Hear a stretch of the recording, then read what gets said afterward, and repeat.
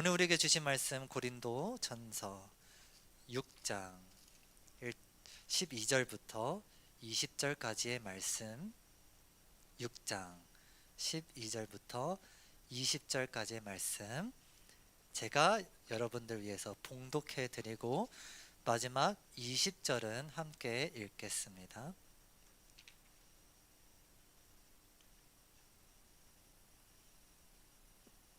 네, 다 찾으신 줄 알고 제가 봉독하겠습니다. 모든 것이 내게 가하나 다 유익한 것이 아니요 모든 것이 내게 가하나 내가 무엇에든지 얽매이지 아니하리라. 음식은 배를 위하여 있고 배는 음식을 위하여 있으나 하나님은 이것저것을 다 패하시리라. 몸은 음란을 위하여 있지 않고 오직 주를 위하여 있으며 주는 몸을 위하여 계시느니라. 하나님이 주를 다시 살리셨고 또한 그의 권능으로 우리를 다시 살리시리라. 너희 몸이 그리스도의 지체인 줄을 알지 못하느냐? 내가 그리스도의 지체를 가지고 창녀의 지체를 만들겠느냐?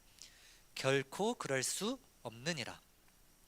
창녀와 합하는 자는 그와 한 몸인 줄을 알지 못하느냐? 일러스되 둘이 한 육체가 된다 하셨나니 주와 합하는 자는 한 영이니라. 음행을 피하라. 사람이 범하는 죄마다 몸 밖에 있거니와 음행하는 자는 자기 몸에 죄를 범하느니라. 너희 몸은 너희가 하나님께로부터 받은 바 너희 가운데 계신 성령의 전인 줄을 알지 못하느냐? 너희는 너희 자신의 것이 아니라. 함께 읽겠습니다. 값으로 산 것이 되었으니 영광을 돌리라. 아멘. 기도하겠습니다. 하나님, 말씀 앞에 섭니다. 이 말씀을 통해서 우리의 삶이 변화되고 관절과 골수가 쪼개지는 말씀의 능력이 우리 가운데 임하게 하여 주시옵소서. 전하는 자와 듣는 자 모두 주님의 동일한 은혜 가운데 있게 하여 주시옵소서. 예수님의 이름으로 기도드립니다. 아멘. 네, 제가 재미있게 읽었던 책 중에서 에리 프롬이라는 학자가 쓴 자유로부터의 도피라는 책이 있어요. 그 책에는 어떤 내용이 나오냐면 사람들이 자유를 본성상 안 좋아한대요. 자유라는 것을 본성상 안 좋아한다. 왜 그러냐면 산업혁명이 발생하면서 사람들이 자유로 내몰게 됐어요. 왜 그렇죠? 개인주의가 강화되고 그래서 스스로 밥을 먹고 살아야 되니 밥을 벌고 먹고 돈을 벌고 밥 먹고 살아야 되니까 꼬여서 죄송해요. 네, 살아야 되니까 혼자 그걸 다 해내야 되니까 그래서 고독함과 무력함에 직면해 있고 공동체로부터 유리가 되어 있으니까 어떻게 됩니까? 결국엔 그 불안함과 고독감을 이겨내지 못하니 사람들이 어떻게 하는 거예요? 아, 그냥 내가 누워있으면 떡을 먹여줄 존재가 있었으면 좋겠다. 그거를 권력이라고 하죠. 그래서 이 에리 프롬이라는 학자가 나치가 그렇게 발생을 했다라고 분석을 해요. 나치가 발생을 한 이유가 그 여러 가지 시대적 맥락 중에서 어떤 게 있었어요? 이 자본주의라는 어떤 그런 뭐라 그럴까요? 절망, 개인의 절망, 혼자서 그것을 이겨낼 수 없는 고독감, 무력감. 그래서 권력이 알아서 밥을 먹여줬으면 좋겠다. 이러한 어떤 인간의 본성이 있었던 거죠. 그러면 여러분 질문할게요. 우리는 자본주의 문명에서 살고 있죠? 권력이 지배하는 전체주의보다는 훨씬 낫죠? 자, 그러면 질문해 볼게요. 자유하십니까? 자유하십니까? 자유롭게 사는 것 같아요? 이게 잘 질문에 대답하기가 어려울 거예요. 왜 그러냐면 자유를 어떻게 정의하느냐에 따라서도 대답이 달라지고 또 더 나아가서 지난 한 주간의 삶을 돌아보니 우리의 삶은 어딘가에 계속 얽매이고 자유롭지 못한 것 같은 삶을 산 것 같죠.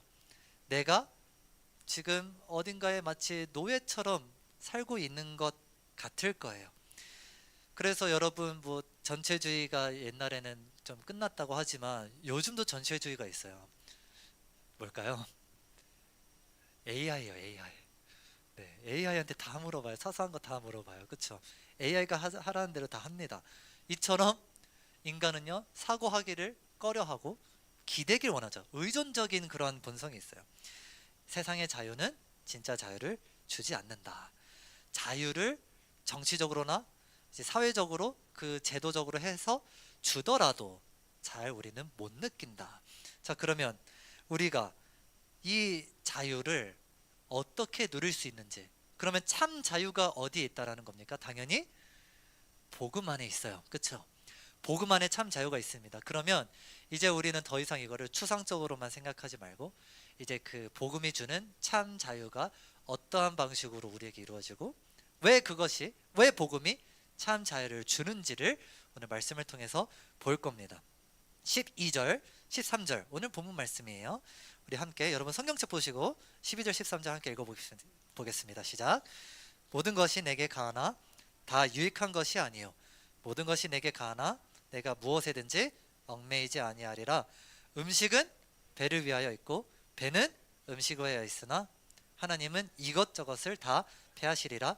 몸은 음란을 위하여 있지 않고 오직 주를 위하여 있으며 주는 몸을 위하여 계시느니라. 아멘.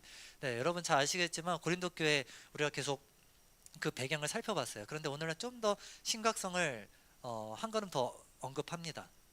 어떠한 거냐? 이 정도 상황까지 이르는 거예요. 매춘부가요, 자신의 직업을 내려놓지 않고 예수를 믿었지만, 예수를 믿는다라고 말은 하고 다니지만 매춘부가 직업은 내려놓지 않는 거예요. 몸을 파는 일은 계속 하는 거예요. 그 일을 어디에서 와서까지 하는 거예요? 어디에 와서까지? 교회 안에서도 하는 거예요. 매춘의 일을 하는 거예요. 그러면서 입으로는 뭐라고 말하는 거죠? 아, 나 하나님 믿어. 하나님 믿으니까 이거 다 용서받은 거 아니야. 이러면서 자유가 왜곡되어 방종으로 이르는 그런 상황에 이르게 된 거죠. 이 당시에 어떠한 사상이 있었냐면, 제가 저번 주에 말했죠. 저번 주인가 저저번 주인가요? 갑자기 헷갈리는데, 이원론에 대해서 제가 말씀을 드렸어요.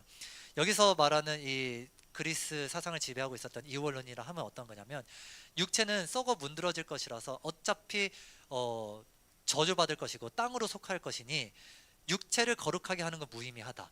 내가 예수를 믿었다라는 것은 내 정신, 내 마음, 내 영혼이 구원받았다라는 거야.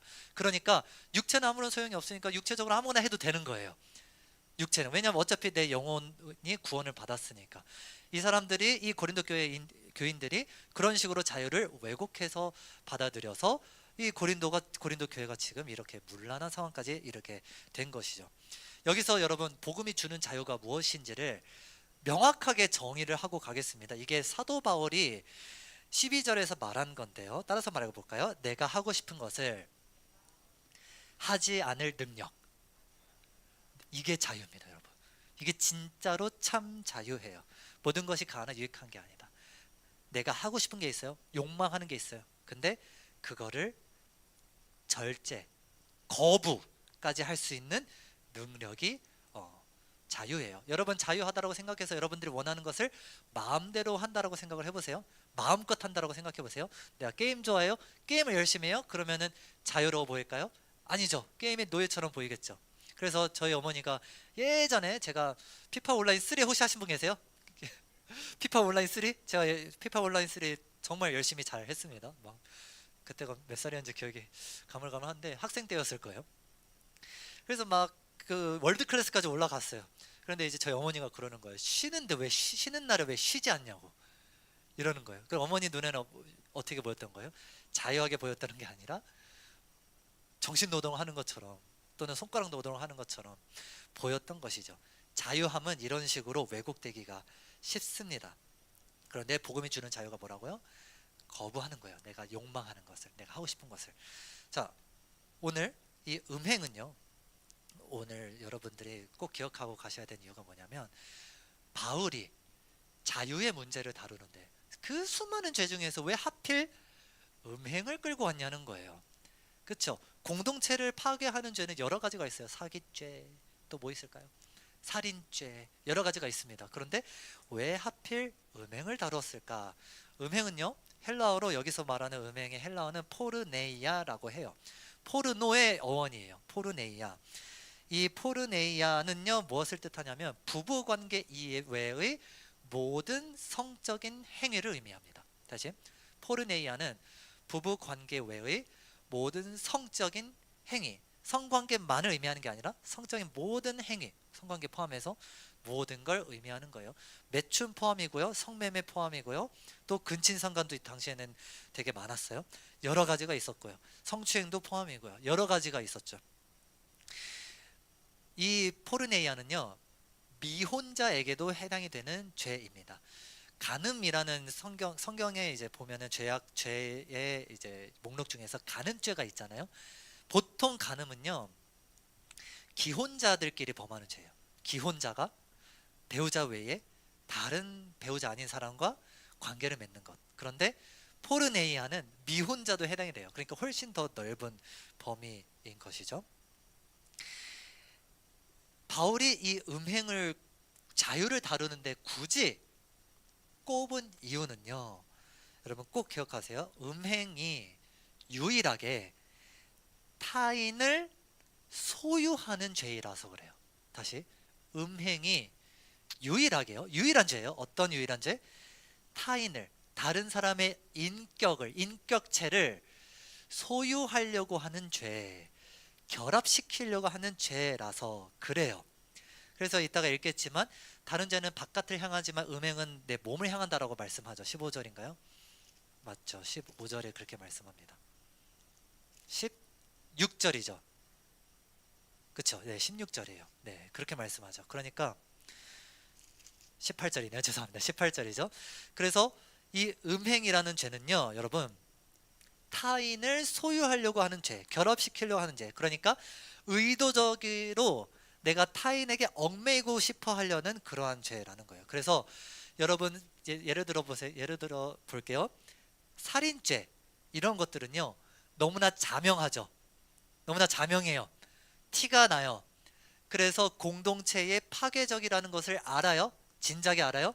그래서 그 살인죄를 저지른 사람을 내쫓을 수 있어요. 금방 내쫓을 수 있어요. 또 사기죄도 마찬가지고, 거짓말하는 것도 마찬가지고, 여러 가지가 있죠. 이게 다 타인을, 물론 그 과정 가운데에서 뭐 가스라이팅이 있을 수는 있어요. 타인을 소유하려. 그런데 결과적으로는 타인을 배제하려는 결과를 낳아요. 음행은요, 그게 아니에요. 계속 타인을 나의 소유로 삼으려고 하는 거예요. 그래서 티가 안 나요. 왜? 겉보기에는 이게 공동체적으로 보이니까. 겉보기에는. 그리고 또 사랑이라는 미명 아래에 그런 일들을 행하면요, 이거 뭐 자유롭게 사랑하는 거, 사랑 다 좋은 거 아니야? 복음이 사랑을 허락한다며, 복음이 사랑이라며, 사랑을 열매 맺는다며, 이런 식으로 왜곡을 했기 때문에 은밀하게 침투하고 결국에는 가정도 파괴하고 모든 것을 파괴하는 결과가 고린도 교회에 일어났죠. 그러니까 한마디로 타인을 소유하려는 시도가 지속되면요, 예를 들어서 제가 은혁 형제를 소유하고 싶어요. 죄송합니다. 은혁 형제를 엄청 소유하고 싶어요. 내 거 삼고 싶어. 자, 그런데 우리 찬석 형제님도 은혁 형제를 소유하고 싶은 거예요. 내 거 하고 싶은 거야. 막 그러면은 무엇이 발생하는 거예요? 권력 투쟁이 발생하는 거예요. 사람을 소유하려는. 그래서 여러분, 성은요, 성 문제는 반드시 권력과 직결돼요. 권력과, 이게 굉장히 중요한 거예요. 그래서 여러분, 독재자들이 그 모든 걸 다 가졌음에도 기쁨조를 놓는 이유가 다 그런 이유입니다. 성이랑 절대로 권력은 빼놓을래야 빼놓을 수가 없어요. 모든 걸 다 가져도 충족이 안 되는 게 뭐예요? 이 성의 문제인 거죠. 자, 그러면 여러분, 오늘 본문에서 이러한 맥락에서요, 사람을 소유하는 것이 음행이다라는 맥락에서, 사실 오늘 주제는 큰 틀에서는요, 자유가 주제예요. 자유를 설명하려고 바울이 음행을 끌고 온 거예요.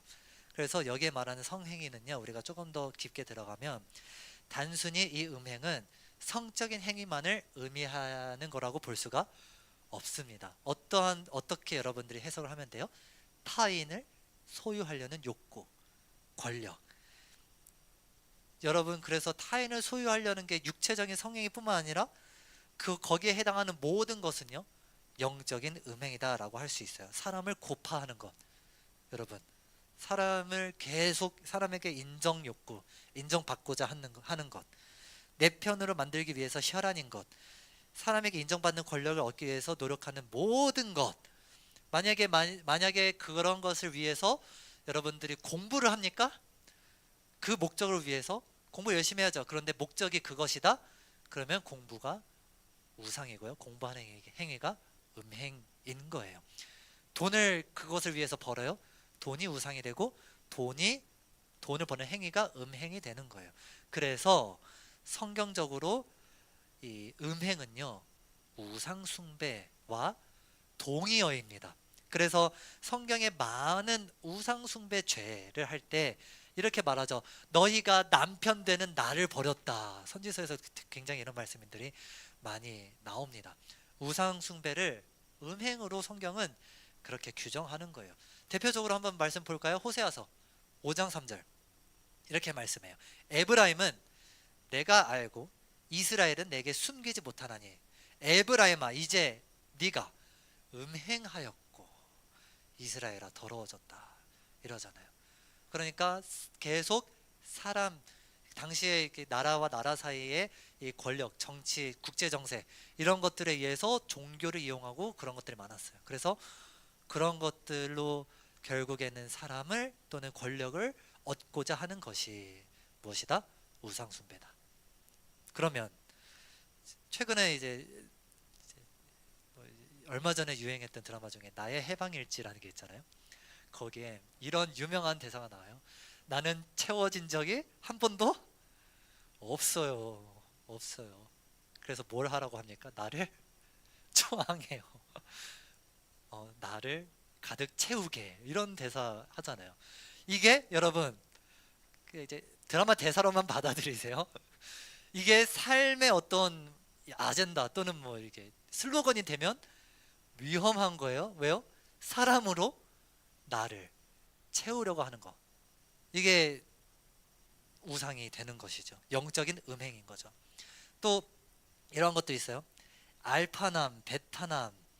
여러분 무슨 뜻인지 알아요? 알파남이 뭐예요?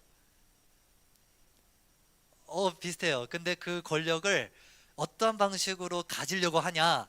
남잔데 성적인 매력이 성적인 매력이 성적인 매력을 통해서 여자들이 그 남자를 찾게 만드는 그런 성적인 매력이 넘치는 남자가 알파남이라고 해요. 베타남은 뭘까요? 반대예요.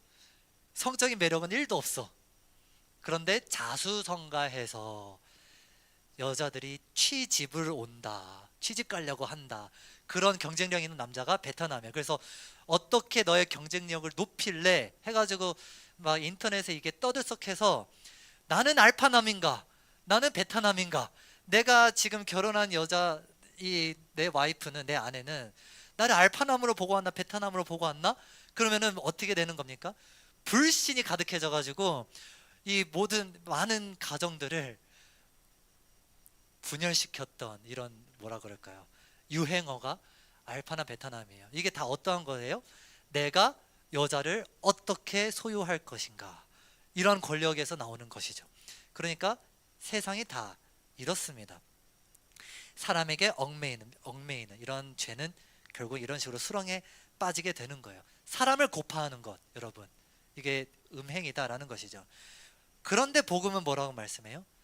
이런 것들로부터 해방시키고 자유를 줍니다. 어떠한 방식으로요? 그리스도께서 나의 소유가 되는 방식으로. 다시, 예수님이 나의 소유. 우리는 자꾸 사람을 소유하려고 해요. 그게 권력이에요. 그런데 예수님은 어떠한 방식으로? 그리스도께서 친히 자기를 내어주심으로 나의 것이 되셨어요. 이게 14절부터 나옵니다. 본문 말씀 14절, 15, 16, 17절까지 읽어볼게요. 시작. 하나님이 주를 다시 살리셨고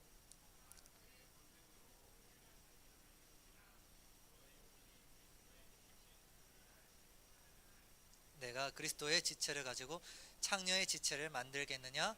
결코 그럴 수 없느니라. 창녀와 합하는 자는 그와 한 몸인 줄을 알지 못하느냐? 일러스되 주와 합하는 자는 한 영이니라. 아멘. 자, 여기서 여러분 14절을 보실까요? 주를 다시 살리셨고 또한 그의 권능으로 우리를 다시 살리시리라. 자, 이게 무엇을 말하고 있는 거예요? 예수님의 부활이죠. 맞아요. 부활입니다. 자, 이 부활이라는 게요, 여러분, 예수님은요 하나님이시기도 하면서 또 뭐예요? 사람이시기도 해요. 하나님이시니까 당연히 부활하셨어요. 그런데 사람은 부활할 수 있어요, 없어요? 원래는 부활할 수 없어요. 그런데 그 사람이 부활하셨다라는 것은, 예수님이 그 부활의 사람 부활의 첫 열매가 되셨다라는 것은 무엇을 뜻합니까?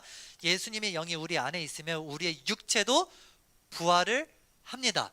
우리가 뜻이 하늘에서 이루어지는 것 같이 땅에서도 이루어지다 이러죠. 주기도문 할 때. 그렇죠? 여러분, 이게 무엇을 뜻하는 거예요? 우리가 복음을 이렇게 오해하면 안 돼요. 천국행 티켓, 지옥 가지 않기 위해서 우리가 믿는 거다. 이거는 여러분, 제가 늘 말씀드리죠.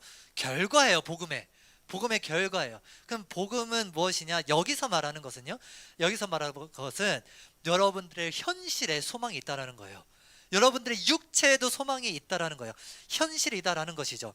현실 가운데 우리가 좌절하고 낙망하고 넘어지는 그때에 다시 일어날 수 있는 힘이 바로 예수님의 사랑인데, 그거를 어떻게 할 수 있다라는 거, 현실적으로 경험할 수 있다라는 거예요. 그냥 망상이 아니에요. 신념이 아니에요.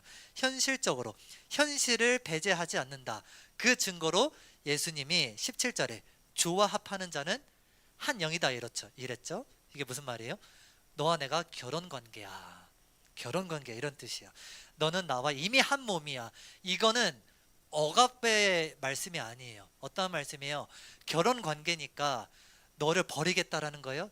약속을 했는데 아니다라는 거죠. 아니, 내가 너를 절대로 버리지 않을 거야라는 그런 말씀이에요. 이 결혼 관계가 우리를 자유롭게 하는 것이죠. 그래서 여러분들의 몸이 여러분들의 것이 아니다라는 거예요.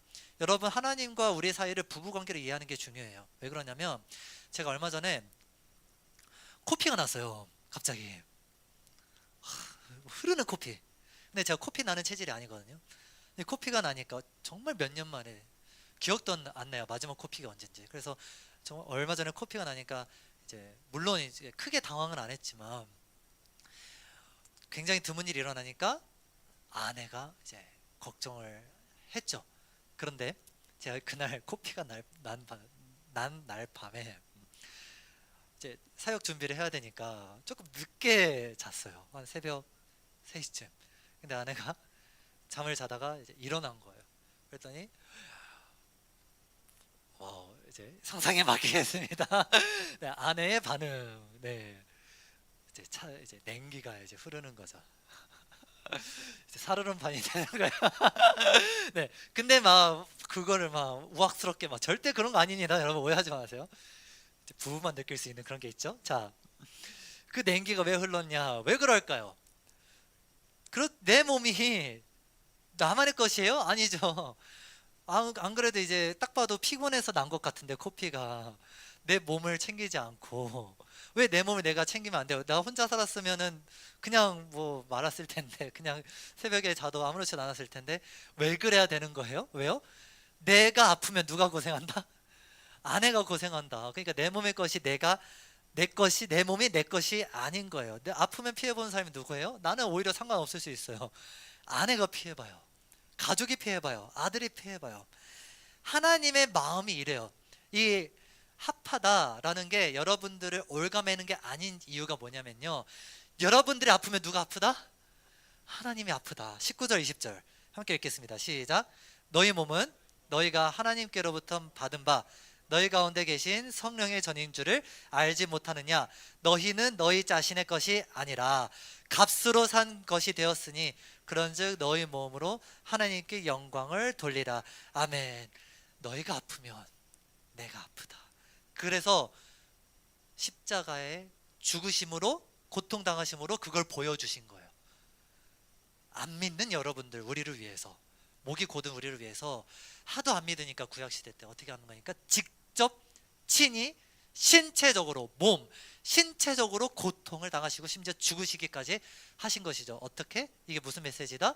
너희가 죄악 가운데 허덕이고 아프면 나도 아프다. 나도 힘이 들고 내가 그 죽음의 고통을 경험한다 라는 것이죠. 그래서 여러분들이 묶인 몸이기 때문에 죄송하지만 여러분들이 하나님을 벗어나서 자유롭게 살고 싶으세요? 그럴수록 고생하게 될 겁니다. 왜 그런 겁니까?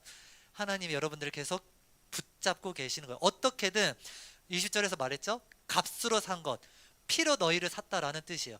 너희와 어떻게든 결혼하고 싶어서 예수께서 목숨을 버리셨어요. 그런 것처럼 우리는 예수님을 떠나 살면 어떻게 됩니까? 결국에는 예수님을 다시 찾을 수밖에 없는 고통을 하나님이 징계를 통해서 허락하십니다. 자, 그러면요, 여러분, 이제 마지막이에요. 현실이라고 했잖아요. 이 복음이 주는 자유가. 지금까지 이제 이론적인 거, 논리적인 거 살펴봤어요. 그러면 이게 어떻게 여러분들 가운데 이 자유가 현실적으로 나타납니까? 예수님과의 결혼 생활을 통해서 얻는 자유가 현실에 어떻게 나타납니까? 여러분, 성령께서요, 성령의 전이라고 했죠. 성령께서 예수님이 성령을 주시겠다라고 약속하셔서 성령이 임재했어요. 자, 그 임재한 사건이 보통 성경 어디에 나오죠? 첫 번째로 임재한 사건이, 상징적으로 나오는 사건이, 우리 이거는 상식적으로 알고 갑시다. 사도행전 몇 장? 2장. 이건 알아야 돼요. 네, 사도행전 2장. 그때 여러분 무슨 사건이 나옵니까? 성령이 불의 혀처럼 내려와서 방언을 해요. 여러분, 방언을 합니다. 성경책 찾아보시는 거 좋습니다. 방언을 해요. 방언을 해서 서로가 알아듣지 못하는 말로 기도하는데 무슨 뜻인지 알아듣는 놀라운 신비가, 기적이 일어나요. 자, 이때 보통 성경신학자들이 뭐라고 정의하는지 아십니까? 따라서 말해 봅시다. 교회의 생일. 네, 이게 교회의 생일이에요. 그러니까 성령이 임재하셔서 교회를 낳으셨어요. 그러니까 성령을 너에게 주리라라는 예수님의 말씀은 교회를 주시겠다라는 거예요. 그런데 그 교회가 뭡니까? 예수님의 몸이에요. 아시겠어요? 예수님의 몸, 실체, 이렇게 드러나는 거예요. 에베소서 1장에 이렇게 나옵니다. 에베소서 1장 23절.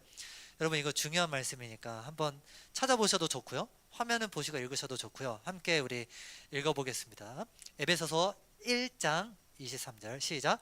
교회는 만물 안에서 만물을 충만하게 하시는 이의 충만함이니라. 자, 보세요. 교회는 그의 몸, 예수님의 몸이래요. 자, 예수님이 지금 천국에만 계셔서 실체가 안 보이는 것 같아요. 그래서 몸으로 뭘 허락하신 거예요? 교회예요. 교회입니다. 예수님을 신체적으로 경험하고 싶으세요? 교회입니다. 예수님과의 결혼 생활을 신체적으로, 실제적으로 경험하고 싶으세요? 교회입니다, 여러분. 교회예요. 그래서 교회가 예수님의 충만함이다라고 여러분 말씀하죠. 이것은 뒤집어서 말씀하면요, 이런 뜻이에요. 여러분들이 교회를 떠나잖아요. 그 교회는 불완전해져요. 충만해지지가 않아요. 여러분들이 계시니까 교회가 충만해지는 거예요. 그래서 여러분들이 떠나면 어떻게 되는 거예요? 고린도 교회처럼 아프고 시달리고. 그러니까 여러분들이 계시면 계실수록 어떠한 마음으로? 말씀과 기도를, 또 공동체를 사모하는 마음으로, 사람 욕구가 아니라, 사람 고파서가 아니라 뭘 사모하는 마음으로? 하나님이 나의 소유가 되었으니 하나님에게 집중하고자 하는 그런 마음으로 나아오면요, 어떠한 것을 여러분들에게 어떠한 게 허락이 되는 거냐? 자유, 기쁨. 왜 그렇죠? 교회만큼 여러분들을 조건 없이 받아들이는 공동체가 있을까요? 이게 예수님의 몸이에요. 예수님이 주시는 사랑이에요. 우리는 자꾸 사람들에게 잘 보이려고 알파남이 되려고 하고, 베타남이 되려고 하고, 테토남이 되려고 하고, 또는 뭐예요? 애견녀가 되려고, 애견남은 아니죠. 애견녀가 되려고 하고, 테토녀가 되려고 하고, 우리는 막 그렇게 하잖아요. 사람을 소유하려고. 그런데 그게 아니라 오늘 말씀에서는요, 교회만큼은, 그러니까 누구예요? 예수님의 몸 말고는 조건 없이 받아주고 용납하는 곳이 없습니다. 그래서 자유해요. 얽매일 수가 없어요. 얽매이는 그 모든 것으로부터 자유했는데도 불구하고 여기 안에서 나를 용납해줘요. 여기 안에서 나를 사랑해줘요. 나를 품어줘요. 그러면 내가 원하는 것을 행하지 않아도, 이제 서론으로 돌아오는 거예요. 원하는 것을 행하지 않아도 참 기쁨, 사랑, 용납함을 누릴 수 있구나. 이게 자유다라는 게 성립이 되는 겁니다. 그래서 여러분들의 몸을 내어줘야 돼요. 공동체에. 그 가장 첫 번째 단계가 뭐예요? 주일 예배 참석인 거죠. 여러분들 주일에 자고 싶고, 하고 싶은 거잖아요. 근데 그걸 다 내려놓고 여기 왔어요. 또, 또 남친 여친 있으신 분은 데이트도 하고 싶을 거예요. 그런데 그거 참고 다 여기 왔어요. 또 시험을 앞두고 있는 분은 공부도 하고 싶을 거예요. 근데 그거 다 뒤로 하고 여기에 몸을 신체적으로 물리적으로 이것 가운데 왔어요. 그것으로부터 자유가 시작이 되고 자유로 인한 기쁨이 시작이 돼요. 여러분들로 인해서 충만함, 교회의 충만함이니까 여러분들로 인해서 옆에 있는 지체가 살아나요. 여러분들이 자유를 역설적으로 여러분들이 원하는 것을 하고 싶어하는 그런 자유를 포기하면 포기할수록 여러분들의 공동체가 살아나는 거예요. 그러니 몸을 내어 주셔야 합니다. 그런데 여러분, 세상은 어떻게 진단하는지 아세요? 그 이찬혁 좋아하시는 분 계실 거예요. 이찬혁 씨, 그렇죠? 좋아하시잖아요, 그렇죠? 이찬혁이라는 가수가 그 멸종 위기 사랑이라는 그 곡을 썼어요. 작년이죠. 그 곡을 발표를 했는데 그분이 직접 밝힌 건지는 모르겠지만 그분이 읽은 책 중에 에로스의 종말, 한병철이라는 철학자가 쓴 에로스의 종말이라는 책이 있거든요. 그래서 사람들이 추정하기를 그거를 보고 그거를 읽고 이 멸종위기 사랑이라는 곡을 썼을 거다 이렇게 추정을 하거든요. 그 에로스의 종말의 뜻이 뭐냐면 이 세상이 한마디로 이 험난하고 시끄럽고 분열하는 이유가 뭐냐면 에로스가 없기 때문이다라고 진단해요. 에로스가 뭐냐면 타인을 수용하는 것을 의미해요. 타인을 있는 그대로. 그런데 지금까지는 나르시시즘의 극대화, 자아의 극대화, 타인을 수용하려고 하는 게 아니라 나를 극대화시켜서 타인을 억압하려고 했다. 그게 분열시켰다라고 하는데 에로스의 종말이 사회를 진단하는 게 틀린 건 아니에요. 제가 세상을 알려드리는 거예요. 성경과 비교해서. 그게 틀린 말은 아니에요. 그런데 만약에 그 타인이 폭력자라면요. 만약에 그 타인이 범죄자라면요. 만약에 그 타인이 공동체를 분열시키는 그러한 사람이라면요. 에로스는 거기까지인 거예요. 뭐가 필요할까요, 여러분? 뭐가 필요하냐면 우리한테는요 아가페가 필요해요. 아가페가 뭐예요? 내어줌입니다. 내어줌. 아가페의 종말이 사실은 이 세상의 분열을 더 깊게 초래하는 거예요. 타자를 무분별하게 수용하는 게 아니라 여러분 타인을 위해서 내어줌이 무엇을 의미하는지 아세요? 내어주는 게 타인을 회복시키는 거예요. 다시 내가 나를 내어준다라는 것. 여러분들이 내어줌을 통해서 주일 예배 참석하는 것을 통해서 뭐가 이루어지는 거예요? 옆에 있는 지체의 회복이 이루어지는 거예요. 여러분들 내어준다라는 것은 타인을, 범죄자가 있어요? 그를 회복시켜주는 것. 물론 여러분 3번 권면하고 안 되면 그만하세요. 그러나 우리의 삶의 사명이 거기에 있다라는 거예요. 무엇을 통해서? 복음을 통해서. 그런데 여러분들이 이 내어줌을 어렵게 생각하실 필요가 없어요. 예를 들어서 뭐 봉사라 헌신해라 그래서 뭐 찬양팀을 해야 된다, 식당 봉사를 해야 된다, 뭐 그런 것을 의미하는 게 아니라 제가 정말 좋아하는 말씀인데요. 아가서를 한번 봐볼게요. 아가서, 잘 안 보는 말씀이죠. 아가서 2장 7절. 아가서 2장 7절. 구약 성경.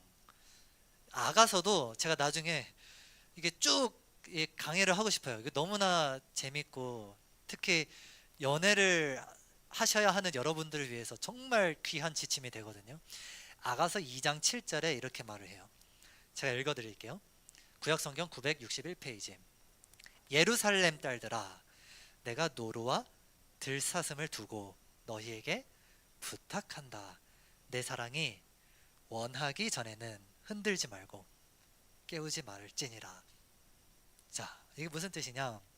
이게 술람미 여인의 대사예요. 이게 뮤지컬이에요. 아가서가 뮤지컬이거든요. 이 술람미 여인의 대사인데 지금 어떤 상황이냐면 이 남자, 사랑하는 남자 때문에 상사병이 걸렸어요. 그래서 상사병에 걸려서 아무것도 못하겠어. 아무것도 헌신할 수가 없어. 그런 상황인데 사랑하니까 지금 어디에서 쉬고 있는 거냐면 남자의 품에서 쉬고 있는 상황이에요. 사랑하는 남자의 품에서. 그런데 이제 옆에 있는 이제 여기 말하면 예루살렘의 딸들, 그러니까 여자의 친구들이죠. 이 여자의 친구들이 막 깨우면서 그러는 거예요. 야, 우리랑 같이 놀자, 우리랑 같이 놀자. 그런데 이 사람이 이렇게 말을 하는 거죠. 이 여자가 내버려둬, 내버려둬. 내가 이 남자를 열성적으로 사랑할 수 있을 때까지는 제발 나를 그냥 쉬도록 내버려둬라. 나의 삶의 목적은 이 사람을 사랑하는 건데 나에게 지금 이 사람을 사랑할 수 있는 힘과 능력이 없어. 내가 너무나 세상에서 이리 치이고 저리 치려서 피폐해지고 넘어져 있거든. 그래서 난 그저 쉬고 싶어. 나는 그냥 이 남자에서 쉴 수 있도록 제발 나를 그냥 내버려둬. 그런데 그런 남자는요, 이 여자가 자신한테 아무것도 하지 않아도 어떻게 되는 거예요? 품을 내어주고 있는 거예요. 내어준다라는 것 다른 게 아니에요, 여러분. 그저 주님의 품 안에 있으십시오. 그저 품 안에 있는 거예요. 특히나 실체가 뭐라 그랬죠? 주님의 몸된 교회 안에서 쉬세요. 주일 예배부터 그냥 참석하시는 것. 그저 말씀과 기도로 함께하는 모임에 자주 노출하시는 것. 그래서 오늘 본문 마지막입니다. 6장 18절에 이렇게 말씀합니다. 우리 마지막이니까 좀 큰 목소리 읽어볼까요? 본문 6장 고전 6장 18절 시작. 음행을 피하라. 사람이 범하는 죄마다 몸 밖에 있거니와 음행하는 자는 자기 몸에 죄를 범하느니라. 아멘. 자, 음행을 극복해라. 음행을 이겨내라. 왜 그렇게 못하느냐가 아니에요. 피해라 라고 해요. 피해라. 음행을 하는 것을 직접적으로 여기서는 비록 사도 바울이 권면하고 책망하기는 하지만 음행을 이겨내라, 직접적으로 다퉈라 이러지 않고 요셉처럼, 요셉 이 말 딱 보면 요셉이 기억나죠? 요셉 어떻게 했죠? 피했죠. 보디발 아내로부터 피했죠. 음행을로부터 피하라 라고 해요. 사람을 욕망하고 사람을 고파하고 사람을 자꾸 의지하려고 하는 그런 세상으로부터 피하세요. 여러분들 그거를 이겨낼 수 있는 능력이 없다라고 해서 예수님이 여러분들을 받아주지 않는다? 아니다. 피하십시오. 교회의 품으로 피하세요. 너무나 이게 중요합니다. 공동체의 품으로 피하십시오. 그냥 공동체가 아니에요. 말씀과 기도 위에 세워진. 제가 그래서 예배 순서에 신경을 많이 쓰는 거예요. 예배의 어떤 그런 부분들 계속 신체적으로 노출시키는 거예요. 하나님이 여러분 사랑한다. 하나님이 여러분들 구원해 주셨다. 그래서 여러분들이 이곳 가운데서는 안식을 누릴 수 있도록 하려고 예배에 우리가 조금 예배를 개편하는 것처럼 저와 여러분이 주님의 몸된 공동체이기 때문에, 예수님께서 성령으로 세우신 교회이기 때문에 여기 가운데 우리가 물리적으로 구속받는 것이 도리어 참 자유와 기쁨을 준다라는 사실을 여러분 믿으시기 바랍니다. 그러므로 여러분 일주일에 한 번이라도 여러분 이 주일 또 이 주일이 반복될 때, 또 이 주일이 누적되면요 어떻게 될까요? 시간이 좀 길게 걸리겠지만 여러분 반드시 예수님 안에서의 참 자유를 비록 길게 걸릴지라도 반드시 완전하게 누리는 때가 옵니다. 그런데 우리가 그것을 부분적으로 계속 경험할 수 있기 때문에 교회 공동체를 여러분 사모하시고 이곳에 있는 지체들을 서로를 위해서 용납하시고 또 지체들을 위해서 여러분들의 자유를 희생할 때, 여러분들의